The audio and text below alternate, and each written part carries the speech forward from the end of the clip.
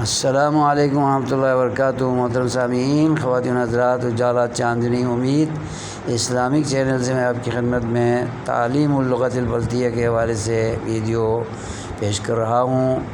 بلدی زبان کے اندر میوہ جات کے حوالے سے مونگ پھلی کو مونگ پھلی ہی کہتے ہیں، چونکہ یہ ہمارے علاقے میں پائی جانے والا میوہ نہیں ہے، نہ ہی کاشت ہوتا ہے ہمارے علاقے میں۔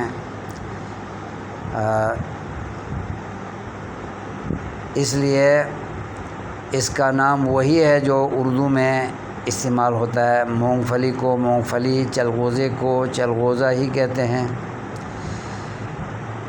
اور بادام کو بادام ہی کہتے ہیں، اور اسی طرح